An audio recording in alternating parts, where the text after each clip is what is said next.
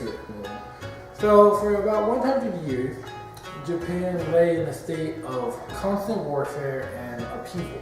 Now before this, the shogun, which was the leader of the military forces or the samurai, had considerable control over Japan. Now, until this time, the shogun had quite considerable amount of control over the country.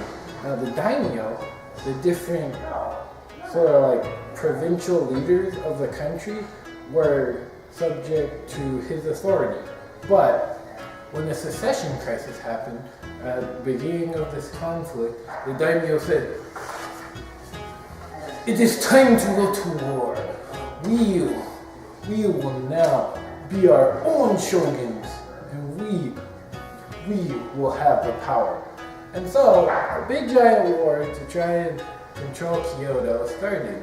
And so for about 100 years, the capital lay in the first state of, oh, this clan got, yeah.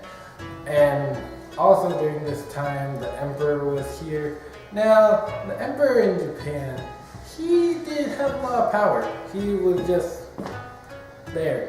And he was a semi-figurehead of their religion, Shinto, which it doesn't really matter a whole much to our story, but yeah, he was pretty important to the Japanese people.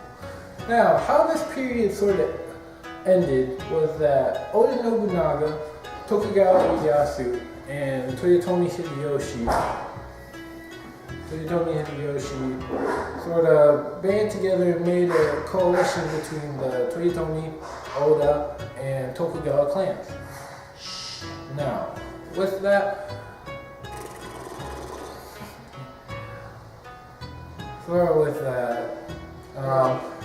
the Oda took the lead during this time at the start and decided that they would try and go towards Kyoto. Now, with this, he did a considerable amount and captured Kyoto, and the emperor gave Oda the title of shogun. And with that, he was considered the leader of Japan. But some provinces were still not under the control of the sort of Oda coalition. But the problem with that was, at this time, Oda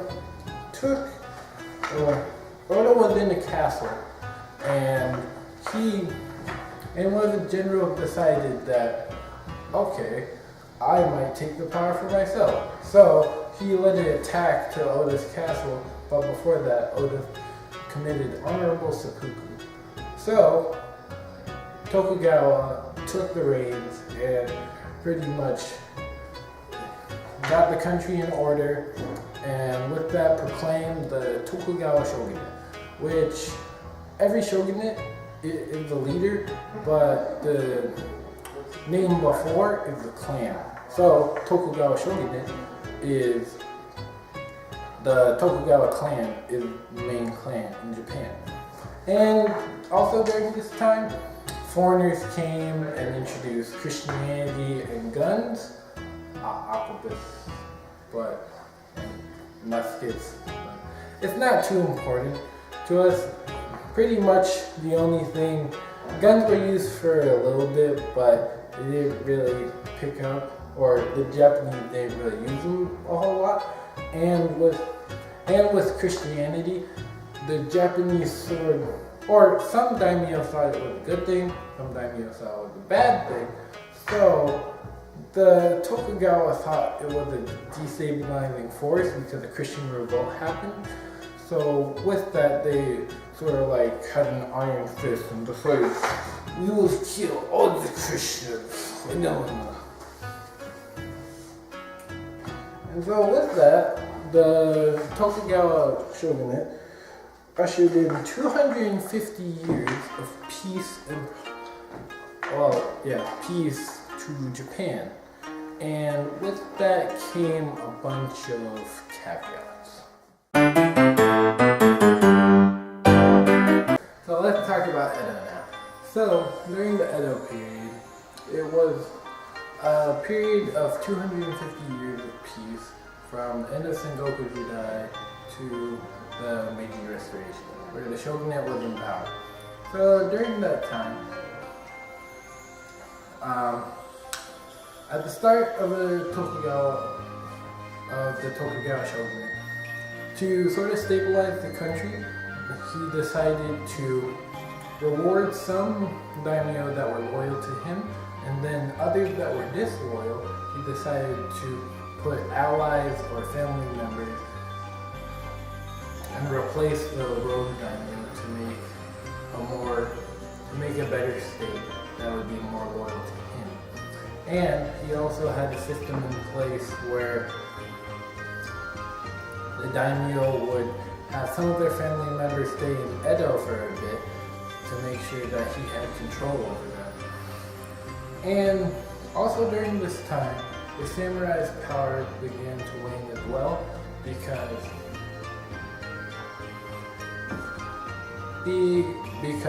it was peacetime and they were warriors, so they didn't have a war to fight. So instead they became Buddhist monks or different stuff to help sort of entertain them or anything else. And we also saw that the merchant class, the bottom of the social hierarchy, were actually making a lot of money and prospering during this time. So lots of tension happened because the daimyo have to give away some of their family. Samurai feel that they aren't the noble warriors that they once were, and the economy is sort of with the Edo period. That's pretty much the only city that prospered. Edo, now we know it as Tokyo. During that time it was called Edo, and the other provinces over the land weren't doing too well because peasants were taxed highly and there was no class or social mobility between each class. Like if you were a farmer, you were a farmer, that was it. Or if you were a samurai, you were a samurai. So what are they doing? So with that build up of tension over 250 years, then the Westerners came back, and with that came a war unlike anything else that Japan has seen before. The Boshin. Okay, so now it's time to talk about the context of Boshin War, which is the big war of this period that fundamentally changed Japanese society. So, after that 200 years of peace from the Edo period, in 1853, Matthew Perry would come to Japan. And we all know what happened after that, now don't we? Knock knock. It's the United States, with huge boats, with guns. Gunboats. Open the country. Stop having it be closed, said the United States. Okay. So, his mission was to open up the country and make Japan trade with the United States. In 1854, he made Shogun Yoshinobu sign humiliating trade deals and open up 2 ports for Japan. In 1858, he would make Yoshinobu sign another unfair trade deal and Yoshinobu would decide to sign that one as well. So other Western powers decided to follow suit, and with that, lots of foreign currency was coming into the country and caused inflation.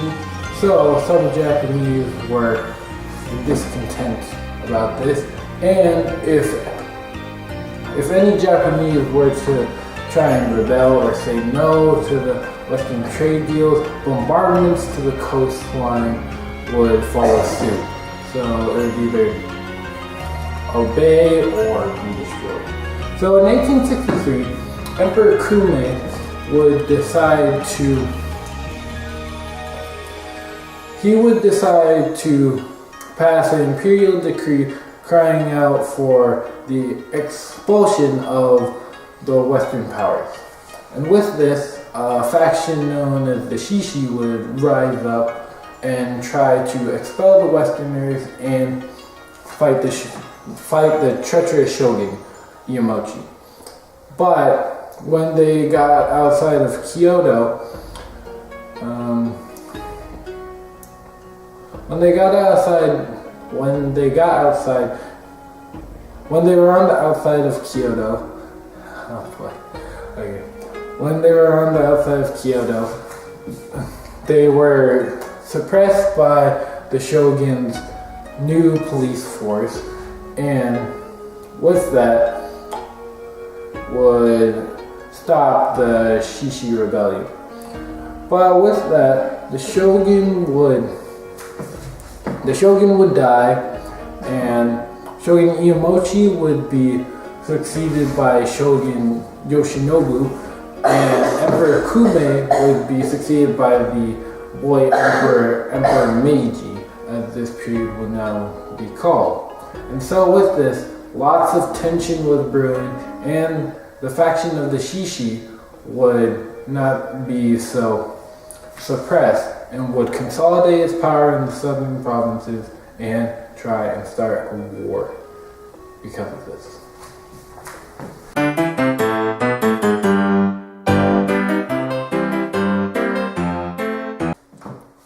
Okay, so now it's time to talk about the big conflict of the video, the Boshin War, or the war that changed Japan from a feudal society to a modern one, such as that of the US or the United Kingdom. So where we left off, the Shishi had tried to overthrow the Shogun, but his police force repressed the rebellion. So, where we leave off,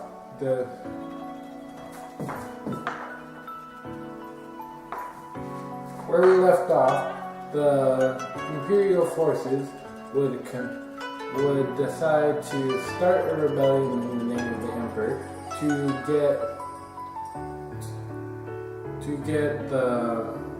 get the emperor back into political power. So, both provinces would be known as the Choshu, Satsuma, and Tosa domains, known to be the Sacho Alliance. And they would be aided by the United Kingdom. And on the other side would be the Shogun, which he still had loyal daimyo,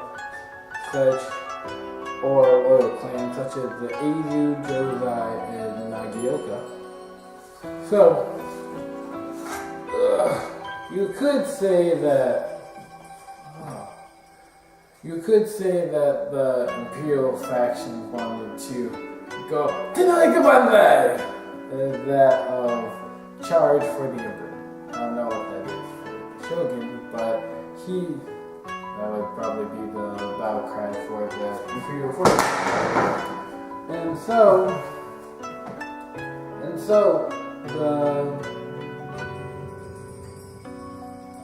the rebellion will start in the west as that of the Choshu domain or Choshu province, and start going slightly east until they would get to Edo. Or after the emperor took it over, would be that of Tokyo, the modern name for the capital of Japan. And so the imperial forces would modernize faster than the shogunal forces, and he would win most of Japan. And the domains that in the north would still try and rebel, or would still try and fight for the shogun, but the emperor would carve up Japan and banish the shogunate forces to the island of Hokkaido.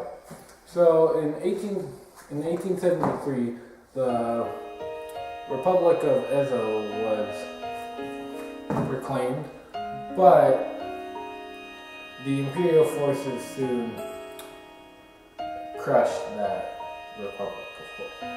And so the sort of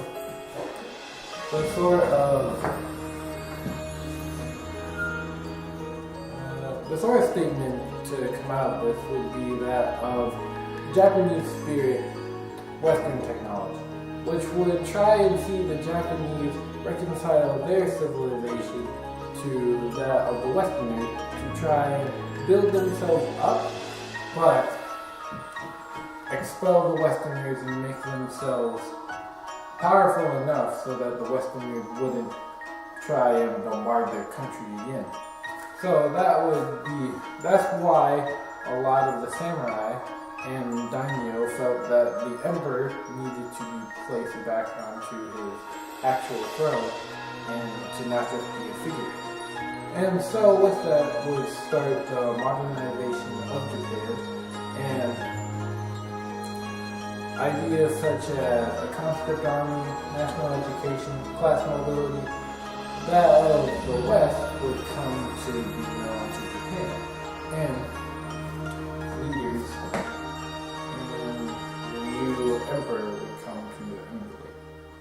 So that closes up the Boshin War, one of the greatest changes of Japanese history.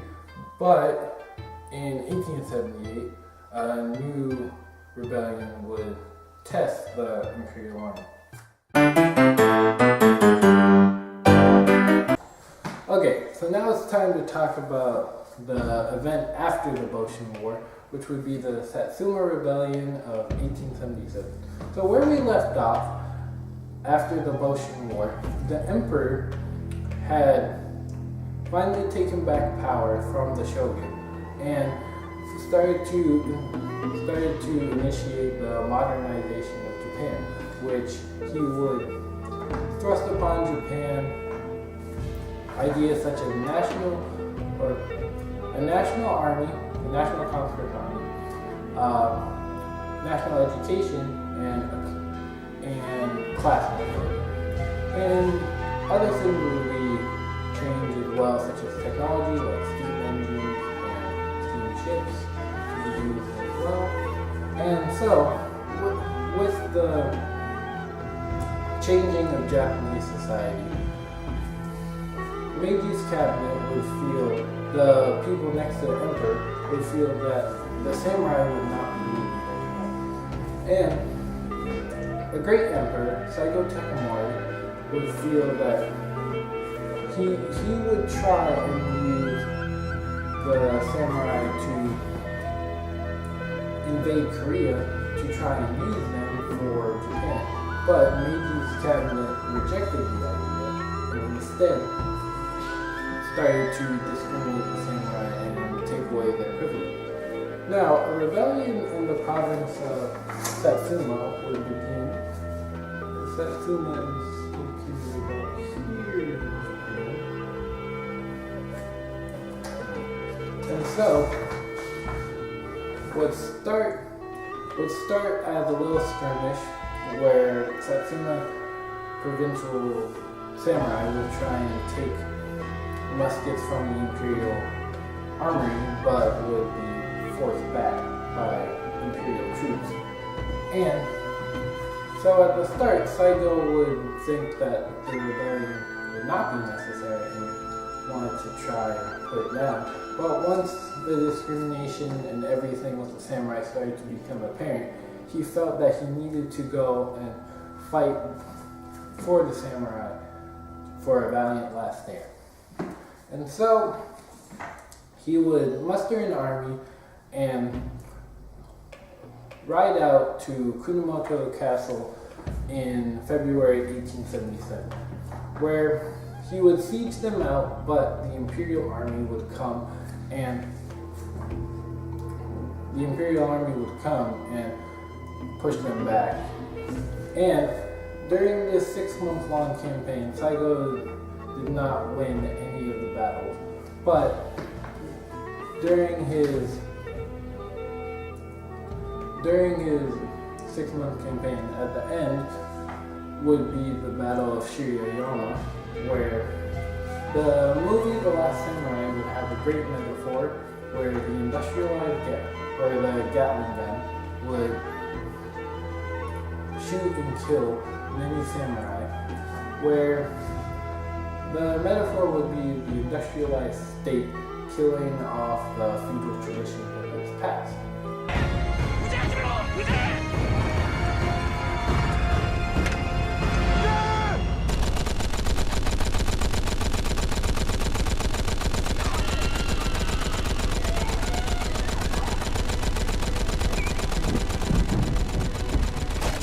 So with that comes the end of the samurai. And so in 1889, the emperor would posthumously pardon Saigo and would take on some of the samurai's code of honor, Bushido, which would be courage, noble suicide, and other such tenets, and would use them in the new Imperial Army. Now with this, I'd like to say, and this closes off the first episode, which would be from to the Satsuma Rebellion, and with that, feudal nation to a modern industrialized one, and would pave the way for Japan to become an empire and rival other European states. So with that, I would like to say thank you to everyone that's watched, and a special thank you to Saigo Takamori for being the last samurai, and arigato, and I hope to see you in the next video where we try and talk about the new imperial state of Japan. ありがとう、します。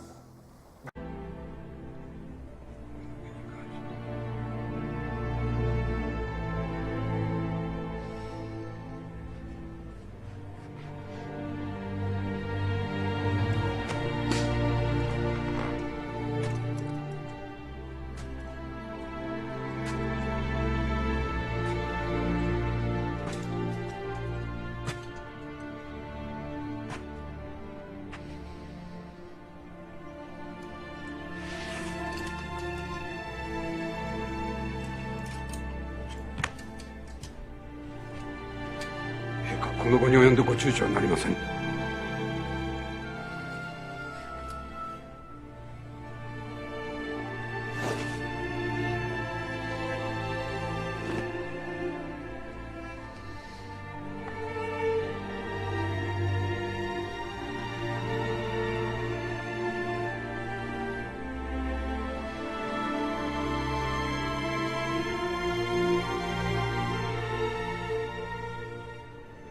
This is Katsumoto's sword.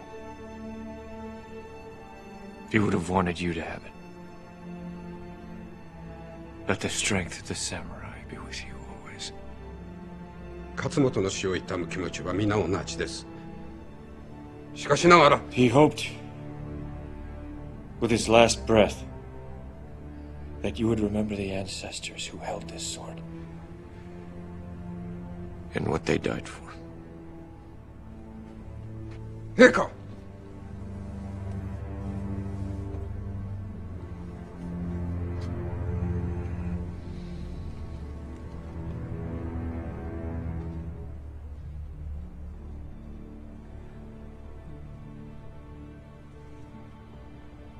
You were with him at the end?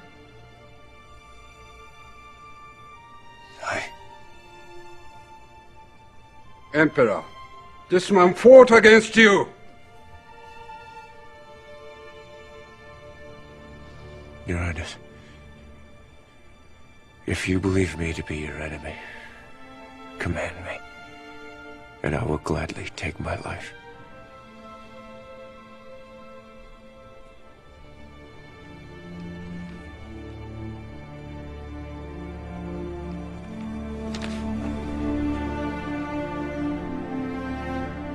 have dreamed of a unified Japan, of a country strong and independent and modern. And now we have railroads and cannon, Western clothing. But we cannot forget who we are or where we come from.